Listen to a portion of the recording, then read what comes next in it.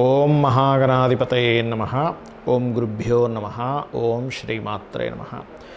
పరమేశ్వర స్వరూపమైనటువంటి జ్యోతిష, వాస్తు మరియు ఇతర అనేకమైనటువంటి శాస్త్రములను మనకు అందించినటువంటి మహర్షులకి నమస్కారం. హయగ్రీవ హయగ్రీవ హయగ్రీవేతియో వదేత్తస్య నిస్సరతేవాణి జహ్నుకన్యా ప్రవాహవత్. అరుణాం కరుణాతరంగితాక్షీం ధృతపాశాంకుశపుష్పబాణచాపాం అనిమాదిభిరావృతాం మయూకైః అహమిత్యేవ విభావయే భవానీం. శ్రీమాత్రే నమః. ప్రేక్షకులకి ఆ లలితాంబిక అమ్మవారి యొక్క అనుగ్రహం పరిపూర్ణంగా కలగాలన్న స్ఫూర్తి కోరుకుంటూ, ఈ యొక్క జూన్ మాసంలో ద్వాదశ లగ్నాల వారికి, లగ్నం తెలియని వారి రాసుల వారికి ఏ విధంగా ఉండబోతుంది, ఏ విషయాల్లో చాలా అద్భుతంగా ఉండబోతుంది, ఏ విషయాల పట్ల జాగ్రత్తగా ఉండాలి, మరియు మీరు చేసుకోవాల్సినటువంటి దేవత ఆరాధన ఏమిటి, దీనికంటే ముందుగా మనం అసలు గ్రహస్థితి ఏ విధంగా ఉంది. మీనంలో రాహువు కుజుడు ఉన్నారు కాబట్టి ఆ కుజుడు మేషంలోకి 2వ తేదీ నుంచి మారిపోతున్నాడు. చంద్రుడు మీనం నుంచి మొదలుపెట్టుకొని మళ్ళా కుంభం వరకు ఈ 4 రోజులు తిరుగుతాడు. అదేవిధంగా వృషభ రాశిలో రవి, బుధ, శుక్ర, గురు 4 గ్రహాలు కలిసి ఉన్నాయి. ఈ 4 గ్రహాలు కలిసి ఉండి 15వ తేదీకి రవి, బుధులు మిథునంలోకి మారిపోతున్నారు. 13వ తేదీకి శుక్రుడు మారుతున్నాడు. ఇక కన్యారాశిలో కేతువు, కుంభరాశిలో శని యొక్క సంచారం జరుగుతుంది. ఈ యొక్క గ్రహస్థితిని అనుసరించి ద్వాదశ లగ్నము మరియు రాశి వారికి ఏ విధంగా ఉందనేటువంటి చూద్దాం. కన్యా లగ్నము, కన్యారాశి. కన్యవారి కనుక చూసుకున్నట్లయితే ఇక్కడ మీరు గమనించాల్సిన విషయం, రాశిలో కేతువు యొక్క సంచారం జరుగుతూ భాగ్యస్థానంలో అధిక గ్రహాలు ఉన్నాయి. అయితే 15వ తేదీ వరకు ఉంటాయి. 15వ తేదీ తర్వాత ముందుగా రవి, బుధులు మారుతారు. దాని తర్వాత 13వ తేదీ, వాళ్ళిద్దరికంటే ముందు 13వ తేదీ శుక్రుడు కూడా మారుతాడు.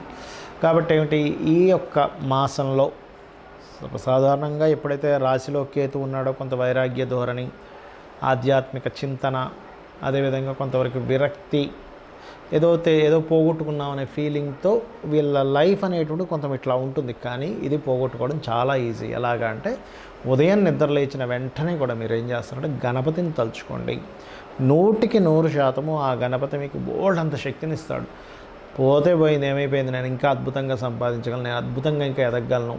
చాలామంది ధనం ఒకటే కాదండి, చాలా విషయాలు పోగొట్టుకున్నప్పుడు చాలా బాధపడుతూ ఉంటారు. అటువంటి విషయాలు మీరు అద్భుతంగా సాధించగలుగుతారు. ఫైనాన్షియల్గా మీకు రావాల్సిన ధనం ఏదైతుందో కాస్త మీరు సూర్య నమస్కారాలు చేసుకోవడం ద్వారా వస్తుంది. సూర్యుడికి ఎక్కువ ఆరాధన చేయడం ద్వారా వస్తుంది. అదేవిధంగా 15వ తేదీ తర్వాత నుంచి ఆల్మోస్ట్ గ్రహాలు ఒక 3 గ్రహాలు మీకు దశమంలో చేరుతున్నాయి కాబట్టి వేరే దూర ప్రాంతాలకు వెళ్ళడం ద్వారా ఉద్యోగ అవకాశాలు వస్తాయి. కాకపోతే కొంత తమ్ముడికి అంటే సిబ్లింగ్స్కి కారకుడైనటువంటి కుజుడు అష్టమ స్థానంలో ఉన్నందుకు ఆల్ ఆఫ్ సడన్గా ఏదైనా ఇద్దరి మధ్య చిన్న మిస్అండర్స్టాండింగ్స్ రావడాలు లాంటివి చూపిస్తున్నాయి.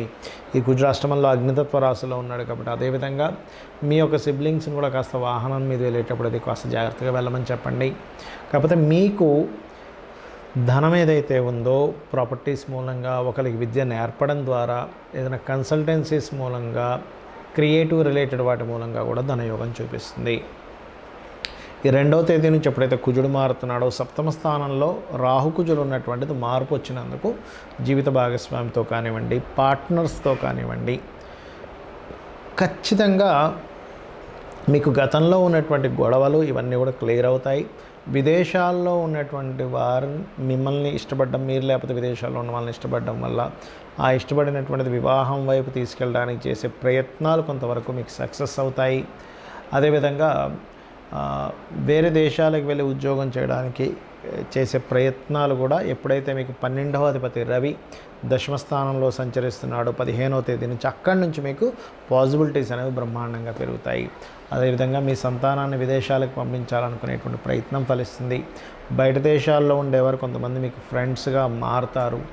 కాకపోతే మీరు కొంచెం 3వ అధిపతి ఎప్పుడైతే ఈ యొక్క అష్టమంలో అగ్నితత్వ రాశిలో ఉన్నాడో కమ్యూనికేట్ చేసేటప్పుడు తెలియకుండానే అగ్రెసివ్ అయిపోతుంటారు. ఆ యొక్క విషయంలో ఒక్క నిమిషం మీరు ఓపిక పట్టండి.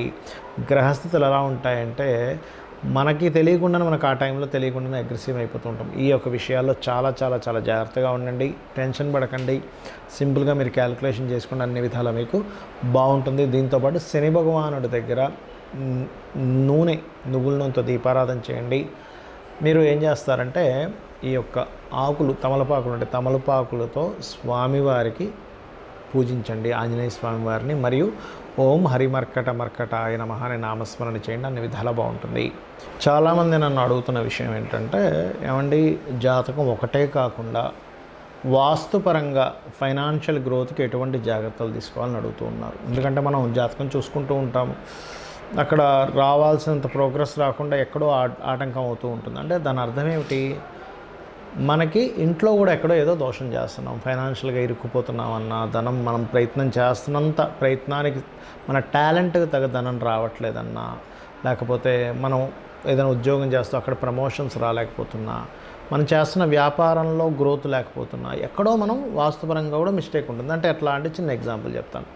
మనకు చక్కగా బండి నడపనవచ్చు, బైకో లేకపోతే కారు, కానీ బైక్ రిపేర్లో ఉందనుకోండి, మనం ఎంత టాలెంటెడ్ అయినా అది ముందుకు వెళ్ళదు, స్లోగానే వెళ్తూ ఉంటుంది. బికాజ్ ఆఫ్ దాంట్లో ఏదో ప్రాబ్లం ఉంది. అలాగే మనిషి జీవితంలో అతని యొక్క జాతక చక్రరీత్యా యోగం ఉన్నప్పటికీ అతను ఇంట్లో చేసే యాక్టివిటీస్, ఇంట్లో చేసే తప్పిదాలు, వాస్తుపరంగా చేసేటువంటి చిన్న చిన్న మిస్టేక్స్ కూడా ఇబ్బందినిస్తాయి. ఎలా అంటే ఇప్పుడు సెకండ్ లార్డ్ బాగున్నాడు, ఫైనాన్షియల్గా వస్తుంది, కానీ వచ్చిన డబ్బులు వచ్చినట్టుగా ఎందుకు ఖర్చు అయిపోతున్నాయి అనిపిస్తూ ఉంటుంది అందరికీ. ఏమంటే మాకు డబ్బులు వస్తున్నాయండి, ప్రతి నెల 1,00,000 2 లక్షలు సంపాదిస్తాం, కానీ అంతే ఖర్చు అవుతుంది. అంటే కారణం ఏమిటి అంటే ఒకటే గుర్తుపెట్టుకోండి, మీ ఇంట్లో దక్షిణ నైరుతి అంటారు దాన్ని, ఇంగ్లీష్లో అయితే సౌత్ వెస్ట్. చాలామంది తెలియక ఏం చేస్తారంటే దక్షిణ నైరుతిలో ధనాన్ని తీసుకెళ్ళి పెడతారు.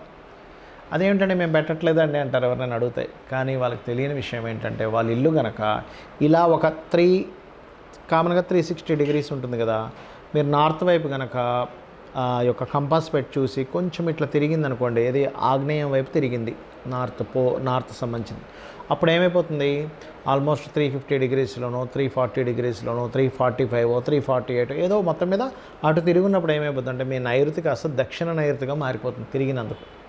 అప్పుడు ఏమవుతుంది, కామన్గా అందరూ ఏం చేస్తారు, బీరువా అక్కడ పెడతారు. ఏమండి మా పాత కాలం నుంచి మా నాన్నగారు అమ్మగారు అందరూ అక్కడ బీరువా పెడతారంటే అక్కడ బరువు ఉండాలి కాబట్టి బీరువా పెట్టి అక్కడ డబ్బులు పెడుతూ ఉంటాం, మనీ పెడుతూ ఉంటాం. దక్షిణ నైరుత్యో మృదయే పురుషత్యాగ మందిరం అని చెప్పాడు శాస్త్రంలో. డబ్బులు పెట్టమని ఎక్కడా చెప్పలేదు. మీకు దక్షిణ నైరుతి అయిపోయింది, మీరు నైరుతి అనుకుని డబ్బులు పెడుతుంటారు, బరువు ఉండాలి కదా అని బీరువా పెడతారు, డబ్బులు పెడతారు, బట్టలు పెడతారు, అన్నీ పెడతారు, డబ్బు నిలబడదు.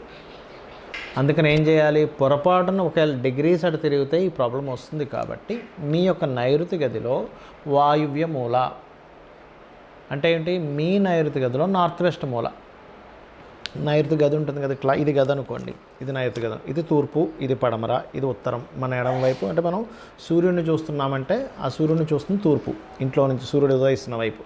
మన ఎడం చేతి వైపు ఉత్తరము, మన కుడి చేతి వైపు దక్షిణము, మన బ్యాక్ వెస్ట్ అస్తమించేసేది. ఈ మూలకి అంటే సౌత్కి వెస్ట్కి మధ్యలో మాస్టర్ బెడ్రూమ్ ఉంటుంది. ఆ రూమ్లో వాయువ్యము అంటే మళ్ళీ అదే రూమ్లోకి వెళ్తే మనం ఆ రూమ్లోకి వెళ్ళి నిలబడి సూర్యభగవాను చూస్తున్న డైరెక్షన్ నిలబడి మన ఈ మూల వైపు కనుక చూస్తే ఆ రూమ్లో నార్త్ వెస్ట్ అవుతుంది. అక్కడ మీరు లాకర్ పెట్టి డబ్బులు పెట్టండి. అప్పుడు మీకు తెచ్చిన డబ్బులు తెచ్చినట్టుగా నిలబడడం ప్రారంభం అవుతుంది. ఎందుకంటే అక్కడ మీకు గెయిన్స్ అండ్ ప్రాఫిట్ జోన్ ఉంటుంది. అలా కాదండి, కుబేర స్థానం ఎక్కడుందో చెప్పండి అంటే శాస్త్రంలో చెప్పినటువంటిది ఉత్తరం ఈజ్ కుబేర స్థానం. కానీ అందరికీ కుబేర స్థానంలో ధనం పెట్టడం కుదరదు. అందుకే మాస్టర్ బెడ్రూమ్లో ఈ ప్లేస్ చెప్పాను. కొంతమందికి కుదురుతుంది. అట్లాగా వాళ్ళకి కనుక కుబేర స్థానం కరెక్ట్గా వాళ్ళకి ఉత్తరంలో వచ్చింది, అక్కడ ఏ హాల్ రాలేదు, మంచిగా ఒక రూమ్ వచ్చింది, అప్పుడు అక్కడ మీరు లాకర్ పెట్టుకోవచ్చు. కుబేర స్థానంలో ధనస్థానం కాబట్టి ఈ జాగ్రత్త మెయిన్గా తీసుకోవాలి. ఇంకొక మిస్టేక్ కూడా జరుగుతుంటుంది డబ్బులు నిలబడకపోవడానికి కారణం ఏమిటంటే, ఆగ్నేయ దిశలో వాటర్ ఎక్కువ పెట్టేస్తారు, ఓవర్గా వాటర్ పెట్టేస్తారు, వాటర్ ట్యాంక్ పెట్టేస్తారు. ఏమవుతుంది, అగ్ని భాగం కదండి, అగ్ని ధనాన్ని ఇస్తుంది అని చెప్తుంది శాస్త్రం. అగ్ని ప్రదేశంలో తీసుకెళ్ళి మనం నీళ్ళు పెట్టాము, ఏమవుతుంది, అగ్ని చల్లబడిపోయింది, ఉత్సాహం తగ్గిపోయింది. ఎంత చేసినా సరే ఇంతే, నా లైఫ్లో ఎంత కష్టపడ్డా ఇంతే అని మనిషి ఏమైపోతాడు. అలాంటి గృహాల్లో నివసించేటప్పుడు కుటుంబం పట్ల కానీ లేకపోతే ధనం పట్ల కానీ అతను అంటే నిస్తేజస్సంగా, అంటే తేజస్సు లేకుండా ఏం సంపాదిస్తామండి, లేకపోతే ఏమి కష్టపడతామండి, ఎంత కష్టపడి ఇంతే కదా, నేను దీనికి ఎందుకు అనే ఫీలింగ్లోకి వెళ్ళిపోతాడు. దానివల్ల ధనం సంపాదించడం తగ్గిపోతుంది. అలాంటప్పుడు ఏం చేయాలంటే, మీ యొక్క ఈ కిచెన్ బండ్ ఉంటుంది, బ్లాక్ బండ, అక్కడ చక్కగా దాని కిందని ఒకవేళ బ్లాక్ ఉంటే కనుక, గ్రీన్ ఆర్ రెడ్ ఉంటే నో ప్రాబ్లం, ఏమి మీరు చేయగలరు రెమెడీ. కానీ బ్లాక్ బండలే 90% ఆఫ్ పిల్లల్లో ఉంటాయి. స్టవ్ కిందనే ఒక చిన్న 2 గ్రీన్ కలర్ టైల్స్ పెట్టండి. బికాజ్ ఆఫ్ వాటరీ ఎలిమెంట్ అంటారు బ్లాక్ కలర్ని. వాటర్ ఎలిమెంట్ అక్కడ వచ్చేసింది, దాని మీద మీరు స్టవ్ పెట్టారు. సో ఈ జాగ్రత్త తీసుకోండి.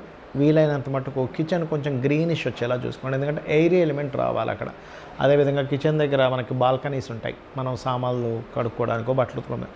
అక్కడ వీలైతే చిన్న తులసి మొక్క కానీ లేదా కొన్ని మొక్కలు కానీ అక్కడ వీలైనంత మట్టుకు చేయండి. గ్రీన్ బల్బ్ ఒకటి పెట్టండి. అప్పుడు ఏమవుతుంది, మీకు ఈ కలరు అండ్ అక్కడ ఉండే ఎలిమెంట్, ఒక మొక్కని మీరు పెంచుతున్నందుకు మొక్కను ఎప్పుడైనా సరే నీళ్ళు పోసారు, కొన్ని మొక్కలు నాటారంటే అది అభివృద్ధిని ఇస్తుంది, గుర్తుపెట్టుకోండి. అది మంచి అభివృద్ధిని ఇస్తుంది. ఆ రకంగా ఎయిరీ ఎలిమెంట్ పెరుగుతుంది, ఫైనాన్షియల్ గ్రోత్ పెరుగుతుంది. దీంతోపాటు ఇంకొక జాగ్రత్త ఏమిటంటే, కుబేర స్థానం ఉత్తరం వైపు creamish, yellowish, goldenish, red colours ఉండనివ్వకండి. కంప్లీట్ ఒక వైట్ పేపర్ తీసుకుంటే ఎంత తెల్లగా ఉంటుందో అంత వైట్గా ఉండే పెయింట్ ఉండాలి నార్త్ వాల్కి. ఇంటి మొత్తానికి నార్త్ వాల్కి అండి, ఏ రూమ్ కా రూమ్ నార్త్ కాదు, బాగా అర్థం చేసుకోండి.